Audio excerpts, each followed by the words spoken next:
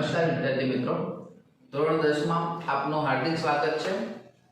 આગળ આપણે chapter number 3 વિશે ભણ્યા હતા, ધાતુ અને અધાતુઓ। હવે આપણું નવું ચેપ્ટર છે ચેપ્ટર નંબર 12 વિદ્યુત, એના વિશે થોડી માહિતી મેળવીશું।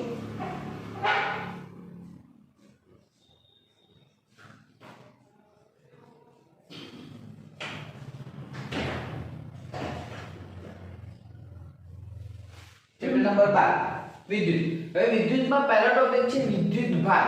વિદ્યુત ભાર વિશે માહિતી આપો। 2 માર્ક્સ માં પૂછાતો પ્રશ્ન છે। પહેલા આપણે અહીંયા જોઈએ વિદ્યુત ભાર।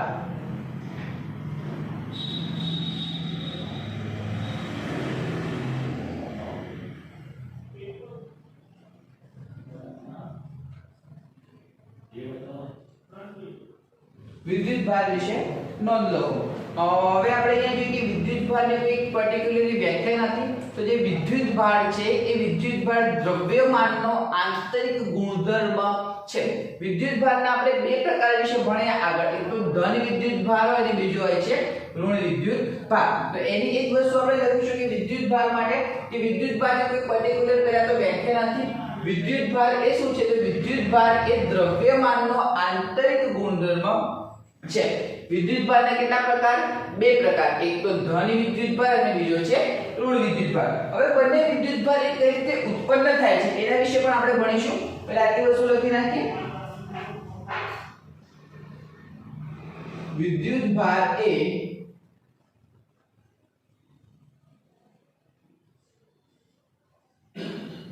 ભાર એ દ્રવ્યમાનનો આંતરિક ગુણધર્મ છે। દ્રવ્યમાનનો આંતરિક ગુણધર્મ છે। સેકન્ડ, વિદ્યુત ભારના કેટલા પ્રકાર આપણે ભણ્યા? બે પ્રકાર, એક તો ધન વિદ્યુત ભાર અને બીજો છે ઋણ વિદ્યુત ભાર। સેકન્ડ, વિદ્યુત ભારના બે પ્રકાર છે। પહેલું ધન વિદ્યુત ભાર અને બીજું છે ઋણ વિદ્યુત ભાર।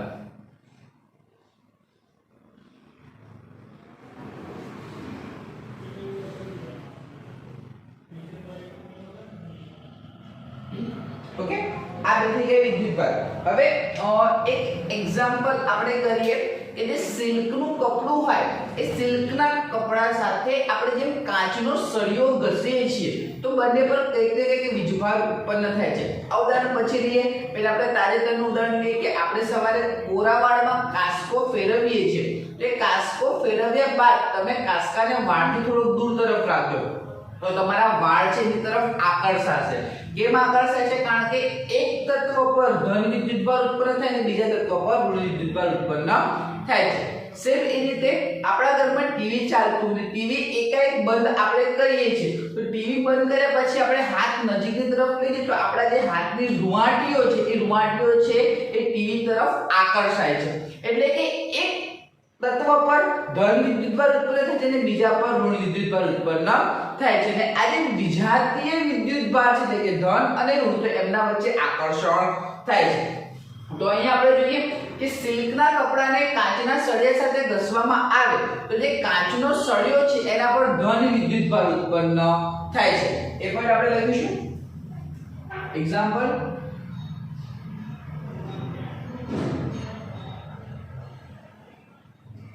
સિલ્કના કપડાને કાચના સળિયા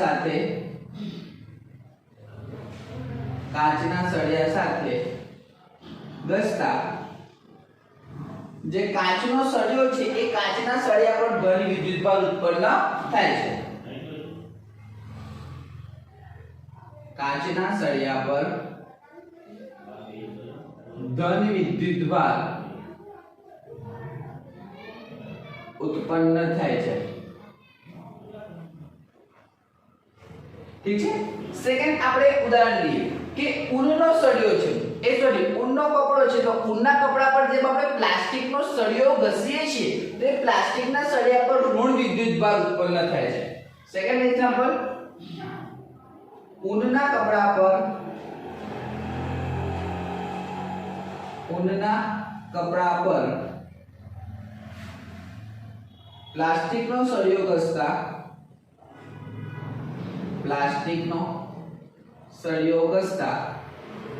જે આ પ્લાસ્ટિકનો સળિયો છે પ્લાસ્ટિકના સળિયા પર ઋણ વિદ્યુતભાર ઉત્પન્ન થાય છે પ્લાસ્ટિકના સળિયા પર ઋણ વિદ્યુતભાર ઉત્પન્ન થાય છે પડે ખબર આટલી વસ્તુ હવે તમે એક વસ્તુ જોજો કે તમે આ બંને એક્ઝામ્પલ આપણે જોયા પહેલા એક્ઝામ્પલમાં સિલ્કના કપડા સાથે કાચનો સળિયો ઘસ્યો તો આ કાચના સળિયા પર ધન વિદ્યુતભાર ઉત્પન્ન થયો અને સિલ્કના કપડા પર ઋણ વિદ્યુતભાર ઉત્પન્ન થયો એટલે કે બંને એકબીજાને આકર્ષે છે સેમ એ રીતે કે જેમ આપણે વાળમાં કાસ્કો ફેરવીએ છીએ તો એક પર ધન વિદ્યુતભાર ઉત્પન્ન થાય અને બીજા પર ઋણ વિદ્યુતભાર ઉત્પન્ન થાય માટે એ બંને એકબીજાને આકર્ષે છે જેમ આપણે ટીવી બંધ કરીએ છીએ અને આપણો હાથ નજીકની તરફ લઈ જઈએ છીએ તો આપણી રૂંવાટી એની તરફ આકર્ષાય છે એટલે કે એક પર ધન વિદ્યુતભાર ઉત્પન્ન થાય અને બીજા પર ઋણ વિદ્યુતભાર ઉત્પન્ન થાય છે તો આના પછીનો પોઈન્ટ આપણે લખીશું કે સજાતીય વિદ્યુતભાર હોય તો એમના વચ્ચે અપાકર્ષણ થાય શું થાય અપાકર્ષણ અને વિજાતીય હોય તો બંને વચ્ચે આકર્ષણ થાય એક્ઝામ્પલ ધન અને ધન બંને સજાતીય એક જ સમાન છે તો બંને વચ્ચે અપાકર્ષણ થાય એટલે કે બંને એકબીજાથી દૂર જાય ધન અને ઋણ આ વિજાતીય છે તો આ બંને વચ્ચે આકર્ષણ થાય તો એક પોઈન્ટ આપણે લખીશું સજાતીય વિદ્યુતભાર વચ્ચે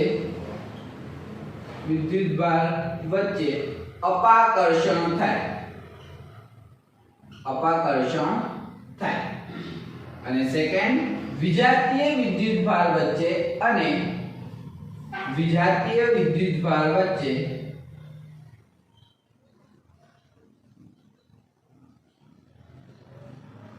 આકર્ષણ થાય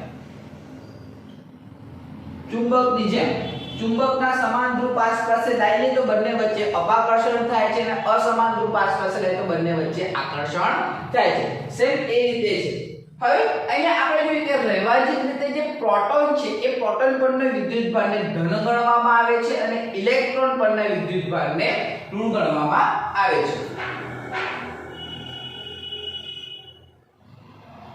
પ્રોટોન પરના વિદ્યુતભારને ધન અને ઇલેક્ટ્રોન પરના વિદ્યુતભારને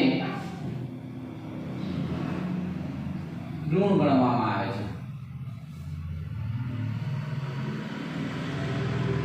આપણે ધોરણ 9 માં ભણી ગયા પ્રોટોન તેની સંજ્ઞા p છે એના પરનો વિદ્યુતભારને ધન ગણવામાં આવે એટલે કે p+ ઇલેક્ટ્રોન એની સંજ્ઞા e છે ઇલેક્ટ્રોન પરના વિદ્યુતભારને ઋણ ગણવામાં આવે એટલે કે e- અને ત્રીજું એક વસ્તુ ભણ્યા હતા કે ન્યુટ્રોન એ વીજભારની દ્રષ્ટિએ તટસ્થ છે માટે એના પર 0 લખવામાં આવે છે આટલી વસ્તુ સમજાય અહીંયા આપણે જોયું કે પ્રોટોન પરના વિદ્યુતભારને ધન અને ઇલેક્ટ્રોન પરના વિદ્યુતભારને ઋણ ગણવામાં આવે છે આ બંનેનું મૂલ્ય સમાન હોય છે કેટલું હોય છે તો 1.6 ગુણ્યા 10⁻−19 ઘાત કુલમ કેટલું હોય છે 1.6 ગુણ્યા 10⁻−19 ઘાત કુલમ જો તમે પ્રોટોનનું લો તો પ્લસ અને ઇલેક્ટ્રોનનું લો તો માઈનસ તો આ થઈ ગયું વિદ્યુતભારનું મૂલ્ય બંનેનું મૂલ્ય સમાન હોય છે કેટલું હોય છે 1.6 ગુણ્યા 10⁻19 ઘાત કુલમ હવે આ કુલમ શું છે તો કુલમ એ વિદ્યુતભારનો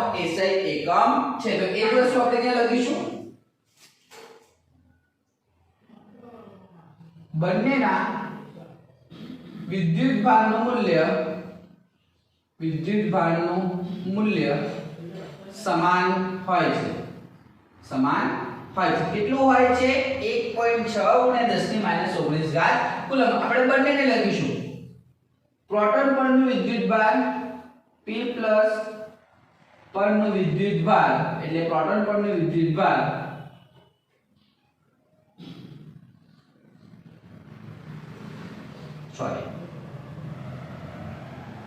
પ્રોટોન પરનું વિદ્યુતભાર p+ બરાબર પ્લસ 1.6 ગુણ્યા 10⁻19 ઘાત કુલમ અને ઇલેક્ટ્રોન પરનું વિદ્યુતભાર p- ઇલેક્ટ્રોન પરનું વિદ્યુતભાર E- બરાબર -1.6 × 10⁻⁹ કુલમ. પડે ખબર? લાસ્ટ પોઈન્ટ કે આ જે વિદ્યુતભાર છે એ વિદ્યુતભારનો SI એકમ છે કુલમ. વિદ્યુતભારનું SI એકમ કુલમ છે, જેને C વડે દર્શાવે, ચલો પડે ખબર આટલી વસ્તુ બાળકો? જોઈ લો, આ થઈ ગયો વિદ્યુતભારનો ટોપિક. સેકન્ડ આપણે મુક્ત ઇલેક્ટ્રોન વિશે ભણીશું, પણ પહેલા આટલી વસ્તુ સમજી લો. વિદ્યુતભાર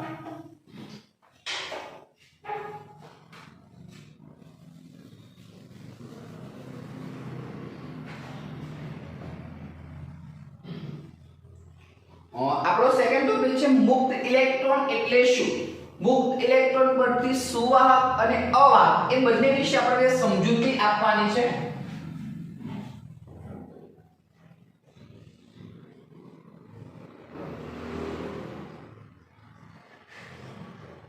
મુક્ત ઇલેક્ટ્રોન એટલે શું, તેના પરથી સુવાહક અને અવાહક બંને વિશે સમજાવો. તેના પરથી સુવાહક અને અવાહક વિશે સમજાવો.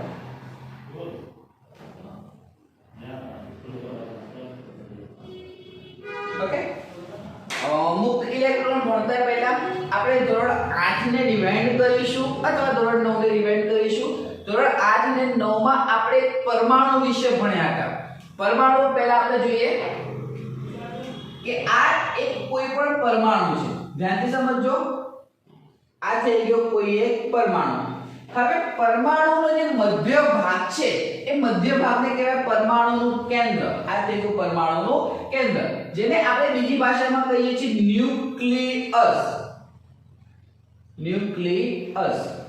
ઓકે, પરમાણુના કેન્દ્રને શું કહેવાય? ન્યુક્લિયસ. હવે આ જે પરમાણુ છે એ પરમાણુમાં કેન્દ્રમાં ન્યુક્લિયસ છે, અને એ ન્યુક્લિયસમાં પ્રોટોન અને ન્યુટ્રોન, કોણ પ્રોટોન અને ન્યુટ્રોન એ જકડાયેલા હોય છે.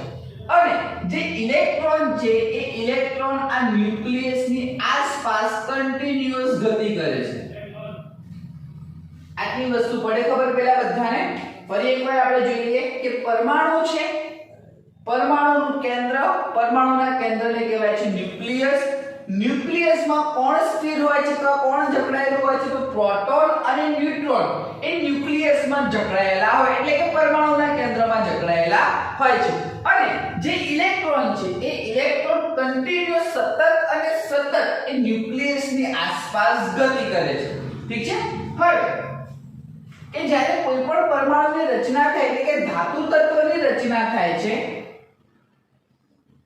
જ્યારે ધાતુ તત્વની રચના થાય તો ધાતુ તત્વની રચના વખતે આ ઇલેક્ટ્રોન એના પિતૃ પરમાણુમાંથી છૂટા પડે છે અને અસ્ત-વ્યસ્ત પ્રકારની ગતિ કરે છે. એક પોઈન્ટ વચ્ચે રહી ગયો કે આ જે ન્યુક્લિયસ છે એ ન્યુક્લિયસ અને આ ઇલેક્ટ્રોન આ બંને વચ્ચેનું જે આકર્ષણ બળ છે એ આકર્ષણ બળ ખૂબ જ ઓછું છે.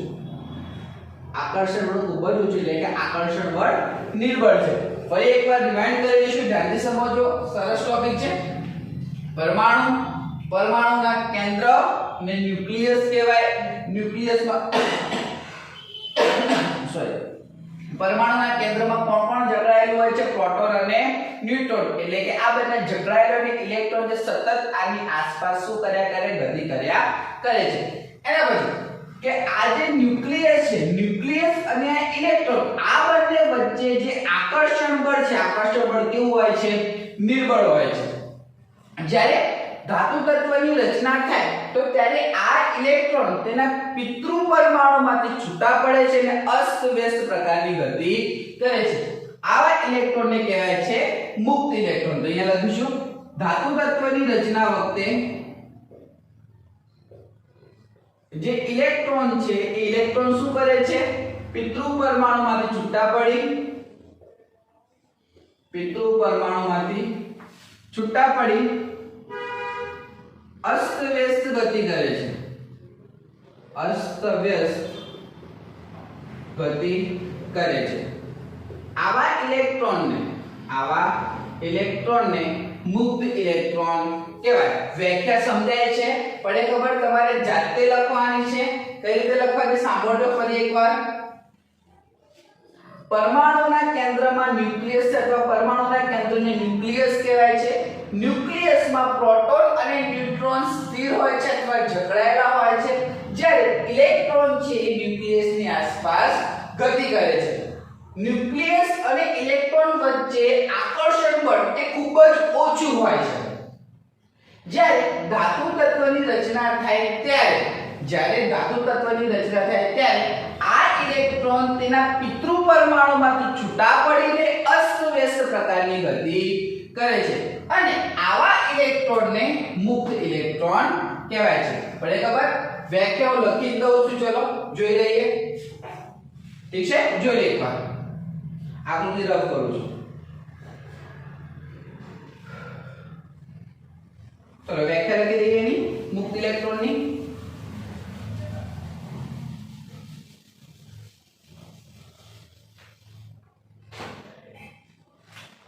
અહીંયા જોઈ લઈએ. પરમાણુના કેન્દ્રને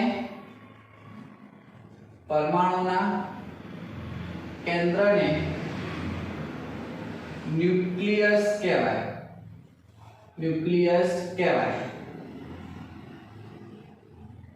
ન્યુક્લિયસમાં પ્રોટોન અને ન્યુટ્રોન બંને જકડાયેલા હોય છે. ન્યુક્લિયસમાં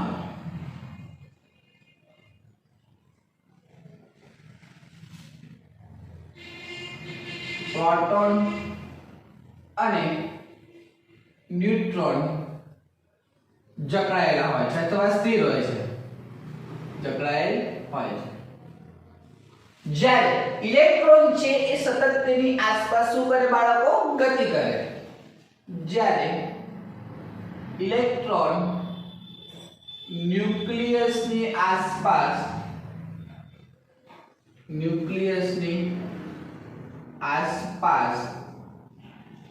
સતત ગતિ કરે છે. ઓકે, એના પછી ન્યુક્લિયસ અને ઇલેક્ટ્રોન એ બંને વચ્ચે આકર્ષણ બળ કેવું હોય? ઓછું હોય. લખી દઈએ. ન્યુક્લિયસ અને ઇલેક્ટ્રોન વચ્ચે આકર્ષણ બળ ખૂબ જ ઓછું હોય છે.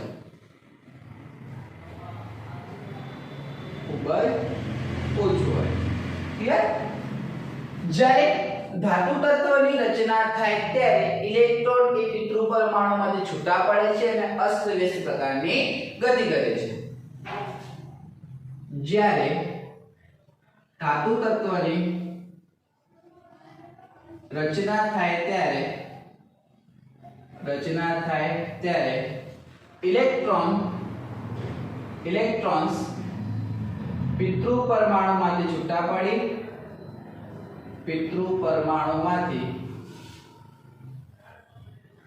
પડી અસ્તવ્યસ્ત પ્રકારની ગતિ કરે છે. આવા ઇલેક્ટ્રોન્સને મુક્ત ઇલેક્ટ્રોન કહેવાય. પડે ખબર એટલી વસ્તુ? હવે એના પરથી બે શબ્દ આપણને સમજવાના છે, સુવાહક અને અવાહક. તો પહેલા આપણે જોઈએ સુવાહક તત્વો. સુવાહક કોને કહેવાય? વ્યાખ્યા એકદમ ઈઝી છે કે જેમાં મુક્ત ઇલેક્ટ્રોનની સંખ્યા વધુ પ્રમાણમાં હોય તેને શું કહેવાય? સુવાહક તત્વ કહેવાય. જેમાં મુક્ત ઇલેક્ટ્રોન વધુ માત્રામાં હોય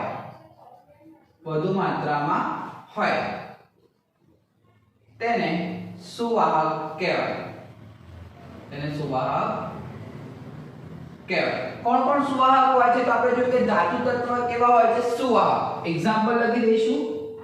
એક્ઝામ્પલ ધાતુ તત્વો, એનામાં કોનો કોનો સમાવેશ થાય છે? લોખંડ,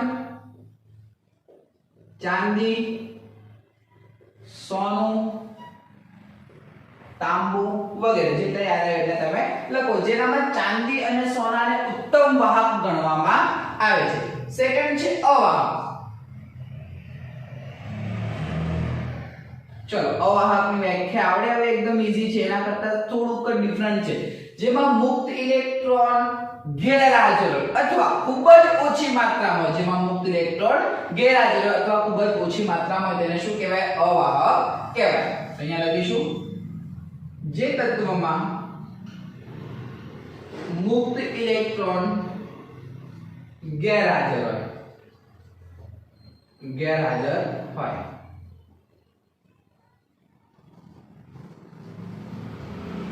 તેને અવાહક કહેવાય. કોણ કોણ અવાહક હોય છે? તો અધાતુ તત્વો. એક્ઝામ્પલ લખી દઈએ એના. અધાતુ તત્વો તેમાં કોનો કોનો સમાવેશ થાય છે? તો પ્લાસ્ટિક, રબર, ફાઈબર વગેરે. લાકડું, પ્લાસ્ટિક, રબર, લાકડું, ફાઈબર વગેરે. પડે ખબર? તો બાળકો આટલા બે ક્વેશ્ચન છે, લખીને તૈયાર કરવા. આગળ આપણે વિદ્યુત પ્રવાહ વિશે ભણીશું. ત્યાં સુધી આટલું.